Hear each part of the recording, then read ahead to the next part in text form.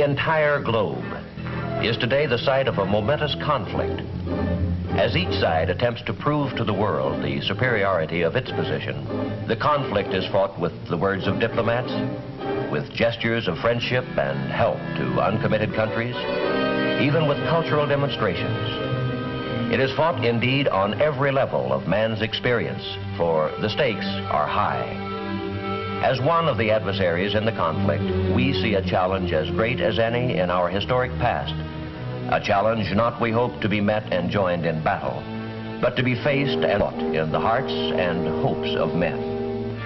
It is the challenge of ideas.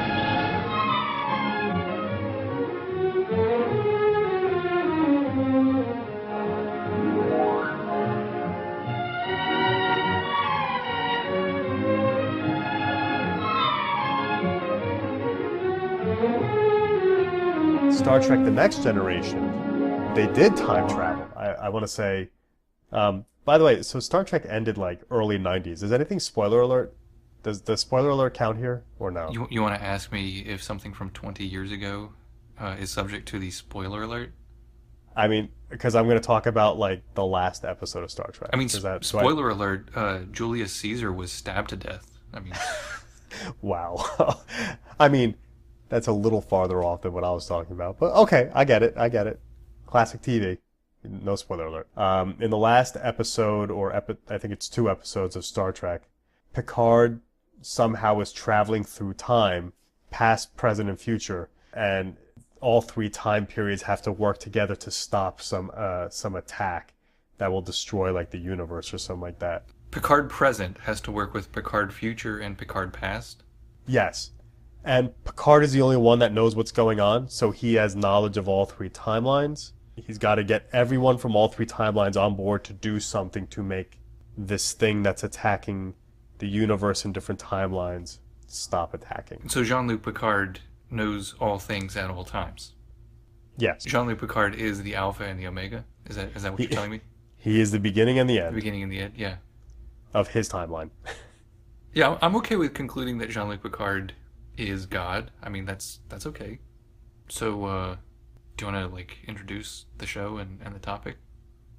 I completely forgot we were recording. Are we recording? I'm recording. Are you recording? Yeah, I'm recording too. Oh, thank God. I thought all that was lost. Welcome, everyone. This is Jurisfiction, and my name is Nima Ashtiani. My name is Adam Kirshner, and Jurisfiction is a conversation about whether real laws apply to fictional characters or circumstances. And today we'll be talking about time travel and how time travel and the laws can be affected. Yeah, so can a future self and a past self who agree to commit an unlawful act or to achieve a legal objective through an unlawful means, have they created a conspiracy? Right. And can they undo the conspiracy? Exactly. So the first thing we should look at is kind of what is a conspiracy. It helps to understand that a conspiracy is when more than one person, so 2 or more people, discuss a plan or create a plan to commit a crime in the future. And sometimes they need to take steps in furtherance of that plan. Sometimes you just need to kind of start putting the plan together. So just to go through the elements, just to clarify. First of all, there needs to be at least 2 people. Yes. Second of all, those 2 people must agree to do something. Yes. Then the thing that they agree to do, the thing that 2 or more people agree to do, should either be unlawful itself, or if they agree that they should accomplish something that is lawful, the means of accomplishing that lawful thing nevertheless are unlawful, right? So it would require unlawful activity to accomplish the outcome. Right. Right, exactly. Yeah.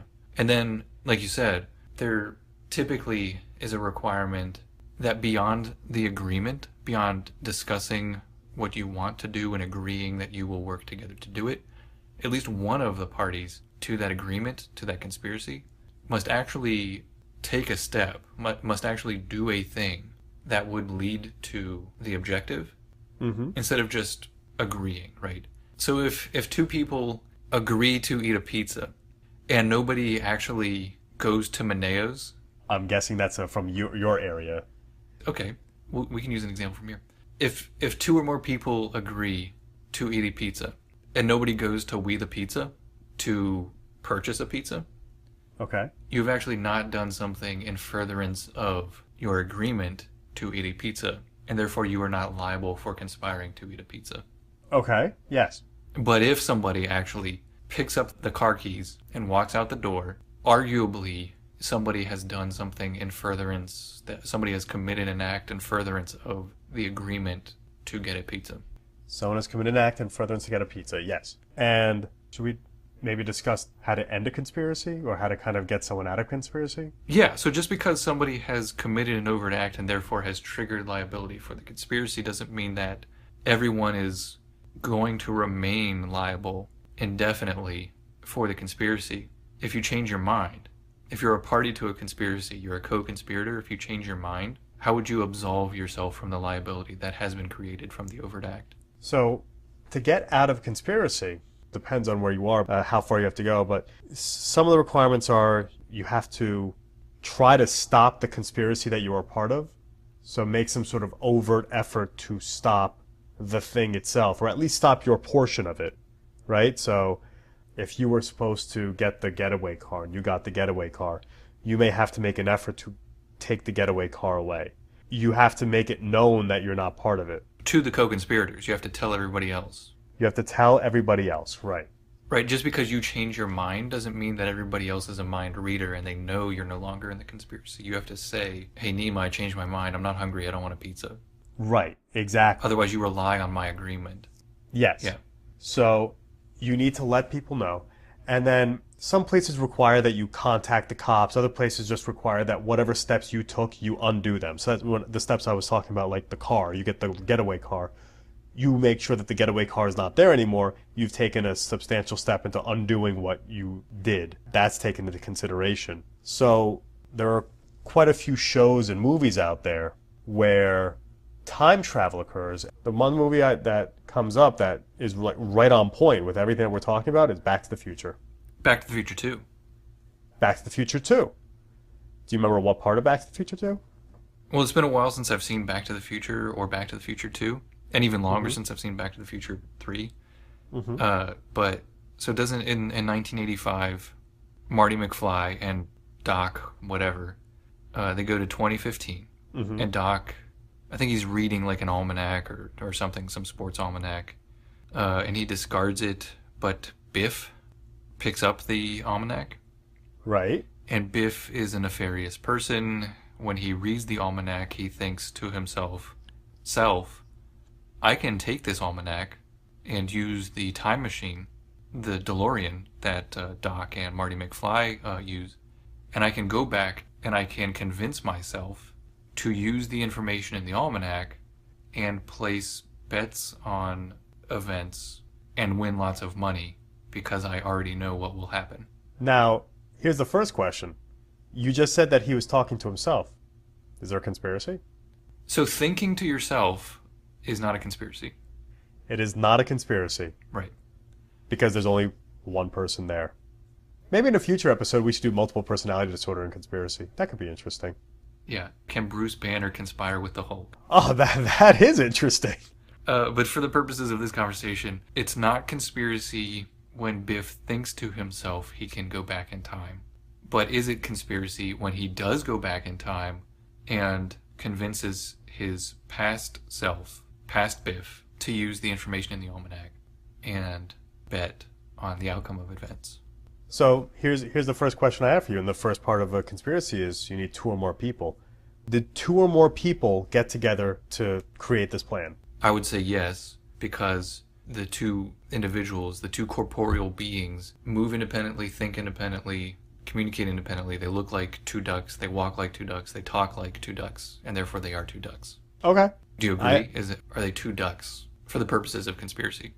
Sure. I would say that for the purposes of liability alone, they are 2 different people who both can be charged with a crime. And with conspiracy to commit a crime. With conspiracy to commit a crime, because they're working together. You need both of them. I'd have to concede that they are 2 separate people in this. So therefore, they both can have conspiracy liability. Okay, and I guess like the rest of the conspiracy is pretty straightforward then, right? Because there is an agreement. Biff agrees to do the the thing that 2015 Biff requests that he does. He subsequently makes the investments, the bet. Right. He subsequently places the bets. Right. Placing the bets by relying on information that he should not have been aware of in 1985 because the outcomes are unknown. Right. Is an unlawful means of accomplishing the object. Yes. So as soon as he does that, as soon as he places a bet, that is an overt act in furtherance of the conspiracy to place bets based on unlawful information. In fact, the placing of the bet itself may actually complete everything. It may not just be the overt act. It may be the completion of the whole thing. Sure, yeah. Because I mean, the outcome of it is the outcome of it. The outcome of it is he's waiting to get paid out. But once the thing is done... Yeah, in fact, the overt act would be traveling to the bet-making location. Or picking up a phone and dialing the number if it's done, telephonically. Both of those are overt acts, regardless of whether he actually makes the investment, places the bet. Now, here comes my real question for you. Let's say one of the Biffs wants to get out of this conspiracy.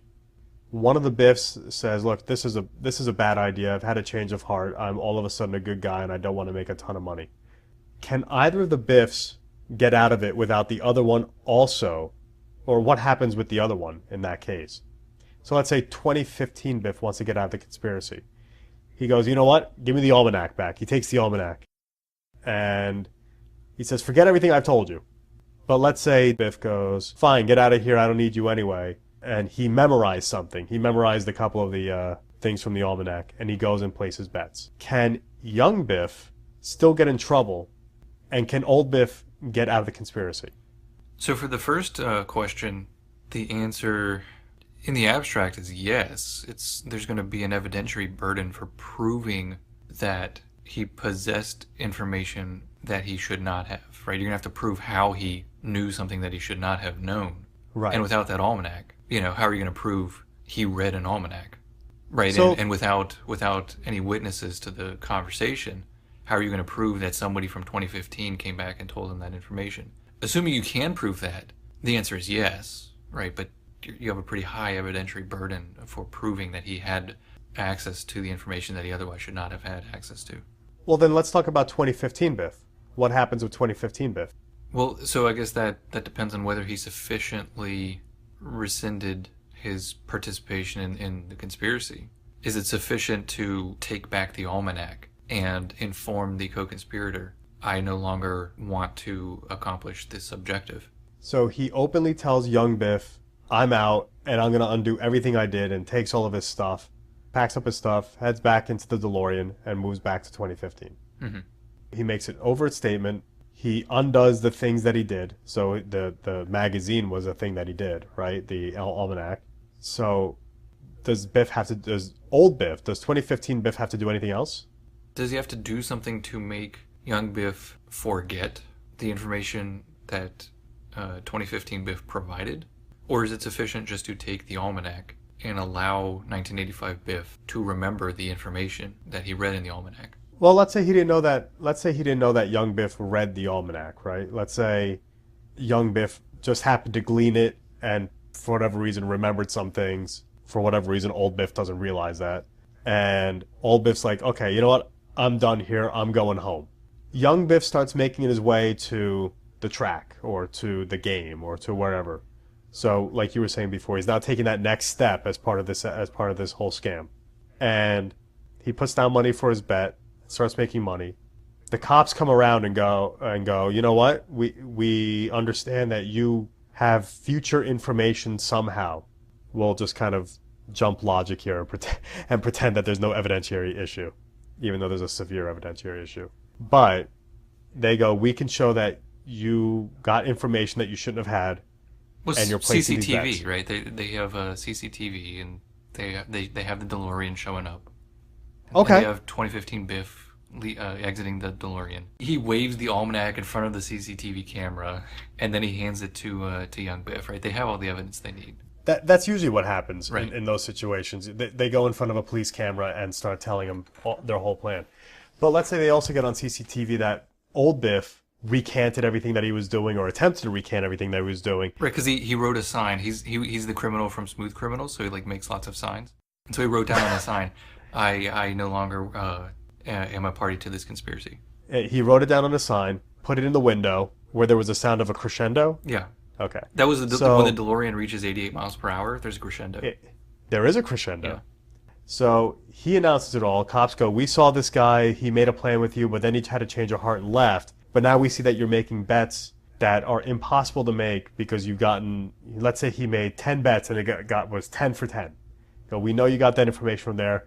We can take you to court and everything else. Young Biff, is he in trouble? Well, young Biff is because he received because now that they have the CCTV with all the evidence, Okay. the prosecutor will have substantially less difficulty in establishing that 1985 Biff had access to information that he otherwise should not have had. Okay. How about 2015 Biff, old Biff? What happens to old Biff? He put the sign in the window and there was the sound of the crescendo, and the sign in the window said, I am no longer a party to this conspiracy. And he also communicated that to young Biff, Yes. and he took the almanac back. And he took the almanac back. Yeah, I'm okay with that defense for him, for 2015 Biff. So then here comes my main question in all this. I thought you already had a main question, but okay, there's another main question. Well, my main question that I just thought of now based on this situation. Oh, okay, your new main question. My new main question, my co-main question, because there were some main questions to get to this question. So this is the crescendo question. Huh? The crescendo? The crescendo? I should just ask it. And my question is, can you punish young Biff without punishing old Biff?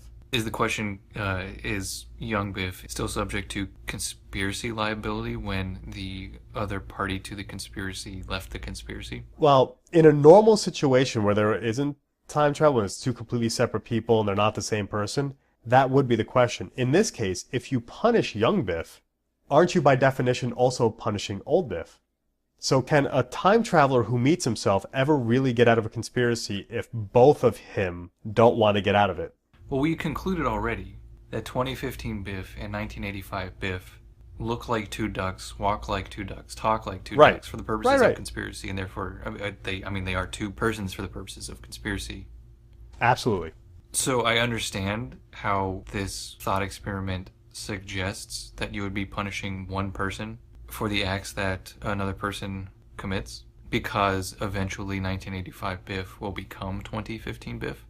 Yes. But that conclusion suggests that we should never punish anyone because their future self is innocent of what their past self commits, which would betray the entire underpinnings of criminal justice.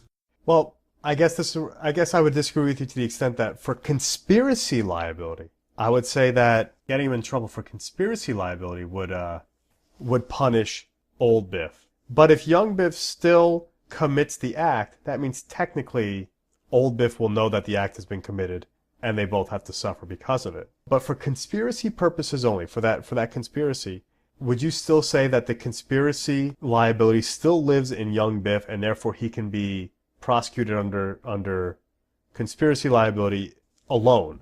Sure, because there's no question. All right, now let's flip it.